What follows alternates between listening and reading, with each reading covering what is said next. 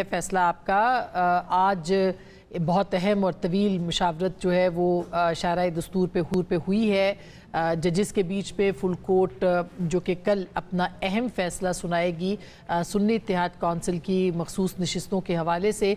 उसके ऊपर आज भी दूसरा दिन और ये गैर मामूली मुशावरत है जो कि सुप्रीम कोर्ट के जजेस के बीच में इस मामले के ऊपर हो रही है। ये फैसला कल आएगा, सुबह 9 बजे सुनाया जाएगा। इसके ज़ाहिर है कि पाकिस्तान की सियासत पर बहुत असरात मुरतब होंगे।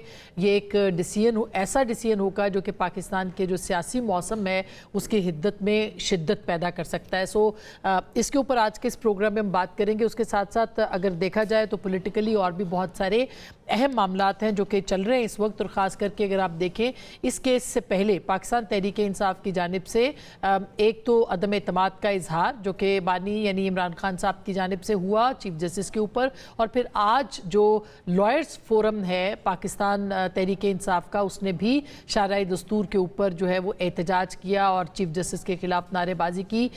कहा यह जा रहा है कि एक तरह से ये एक प्रेशर बढ़ाने के मुतरादिफ है चीफ जस्टिस के खिलाफ। अगर आप हालिया दिनों की पॉलिटिक्स देखें और ख़ास करके पाकिस्तान तहरीक इंसाफ की, इससे पहले आर्मी चीफ की तरफ तोपों का रुख था और जो इंस्टीट्यूशन के सरबराह हैं उनको टारगेट किया गया था, और अब चीफ जस्टिस ऐसे लगता है कि पाकिस्तान तहरीक इंसाफ के निशाने पर हैं।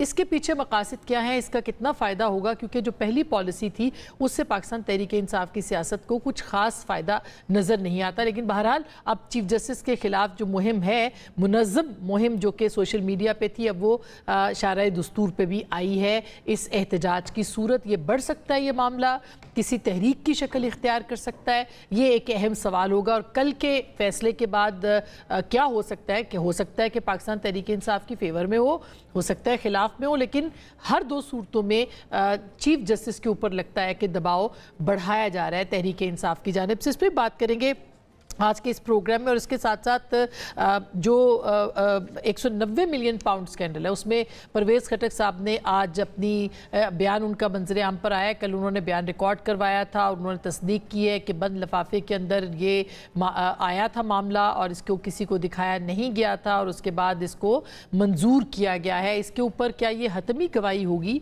इसका फ़ायदा हो सकता है इमरान खान साहब को या नुकसान हो सकता है इस बयान का, इसके ऊपर भी हम बात करेंगे। इसके साथ साथ कल पीपल्स पार्टी के जो मौजूदा यानी पाकिस्तान के सदर और पीपल्स पार्टी के रहनुमा शरीक चेयरमैन आसिफ अली जरदारी साहब ने लाहौर में बात की है, और ये रिपोर्ट हुई है मुख्तलिफ अखबारों के अंदर कि उन्होंने कहा है कि हुकूमत जो है इस वक्त सही मानों में कारकर्दगी उसकी जो है वो नज़र नहीं आ रही है, और सब अच्छा ऐसे लगता है कि पाकिस्तान पीपल्स पार्टी और PMLN के बीच में नहीं है। इसके ऊपर भी बात करेंगे। और सबसे अहम खबर जो कि कल इंसदाद दहशत गर्दी ने 2 दिन पहले ये ज़मानतें मनसूख की थी इमरान खान साहब की, उसका तहरीरी फैसला अब मंजर आम पर आया है और बहुत गौर तलब है। उसमें ये कहा गया है कि जो अबूरी ज़मानत है उसका मासूम फ़र्द का उसके ऊपर हक़ होता है, यानी कि उन्होंने इमरान खान साहब को मासूम उसमें करार नहीं दिया। उन्होंने कहा PTI की दीगर क़यादत से मिलकर साजिश करके रियासत के ख़िलाफ़ जंग की है, यानी जब ज़मानत मनसूख की है, और साथ में ये भी कहा है